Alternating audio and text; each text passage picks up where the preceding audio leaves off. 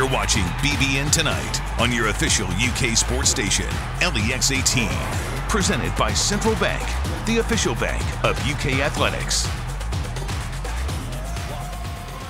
You want to see some real speed?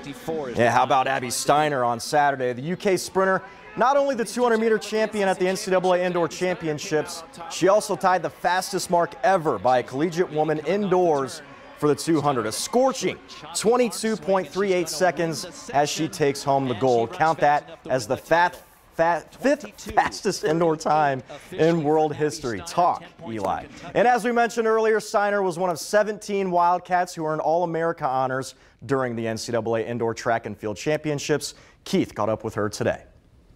Well, Abby, how does indoor NCAA champion sound to you? It sounds amazing. How about all the, I can't even go through all the records. It'll take up too much time. But also that, just to have done this in record fashion, what did that mean to you? Yeah, it's really cool seeing all of that come to life. Me and my coach always talk about all of our goals at the very beginning of the season when we start training in September. So these have been goals that I've had written down on paper for months, and that's really like the main focus of our training, just to write them down, keep them in mind, and then once the season comes, execute them. So it's really cool seeing how what we once talked about in September at the beginning of fall training is now coming to life and has happened. So take me back to that day in Arkansas, and just as you're getting into the blocks, I mean, the pressure had to be there a little bit because you were such a heavy favorite in this. So what's going through your mind before the gun goes off? It was, yeah, there is a lot of pressure being the favorite, but I think I had been confident in how my races had been going this season. So I knew that if I executed my race plan, like me and my coach have been talking about all season, then that would pay off. So that was really the main focus, is staying focused on what I need to do during the race instead of anything else on the outside. And that really keeps you grounded and focused on what you need to do to achieve the time and title that you want. Tying the indoor collegiate record, 22.38. When you tie it, do you just think, oh, what if? Just an eyelash faster? Yeah, it's funny because my goal I had written down was like 22.37. So, I mean, obviously I'm honored to tie the collegiate record, but of course it leaves you wanting a little bit more when you don't quite get it and you're so close. I think it's so cool hearing your name along those lines with, you know, world best, facility best, all that. But to me, to have your personal best, and it seemed like you continued to do that through the year, means that you're getting better, right? Right. I mean, do you feel like, I mean, that's something that you're just kind of building on, and that the best is still out there?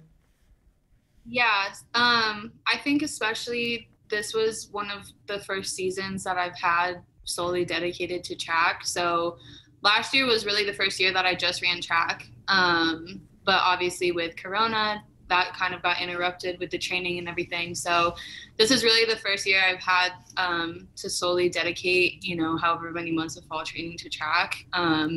So I've learned a lot and I've improved a lot. My technique has improved a lot. So it's really exciting seeing what all of that focus is doing for my times and for my technique.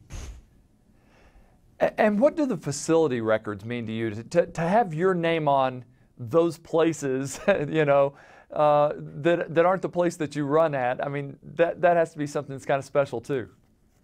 Yeah, it's really cool, especially like seeing all of the great company that has ran at some of these places. So it's just an honor to have your name up there with some of the world's best. But you told me there's one place that you don't have that you'd probably love to have more than any place, right? Yep, Kentucky. I mean, that's amazing. Why, you know, what's it going to take there? You're going to try and get them to put more meets here in Lexington? I know, seriously. I might have to schedule a few in so I can get that one. All right, so now the emphasis, I guess, eventually is going to shift to outdoor. Does anything change there as you prepare from going indoor to outdoor? I don't think it necessarily changes. We're taking this week and just kind of resetting, and then we'll get back into our hard training and just kind of go through that cycle, that similar cycle that we did for indoor. But just rewriting goals for outdoor this time, meeting with my coach and going through all of that, and just continue to keep working hard in practice. And I guess I've always got to continually ask you about, Olympics being out there and everything. So where do you stand since the last time I talked to you? Is your thought process into trying to make an Olympic team? Yeah, of course. That's definitely the goal. I haven't sat down with my coach yet and talked about my goals for this outdoor season, but I think I'd mentioned to you previously, I prefer to take it like one season at a time. So now that indoor is done, I'm like, okay, let's reset, write the goals for outdoor season, and then kind of treat Olympic trials as its own separate thing. So I think the main focus now will be, what are my goals for SEC outdoors? What are my goals for NCAA outdoors? And then once that's done, obviously shift the focus to the Olympic team. Abby, it's always great to catch up with you. Look forward to doing it again as all these more, I'm sure many personal bests, world records, everything come along. You're doing a great job. Thank you so much. Well, another Monday means another day with our guy, Tom Leach. He'll chat with us about the Kentucky connections in this year's NCAA tournament, including some potential savagery from AD Mitch Barnhart. You won't want to miss it. We'll be right back.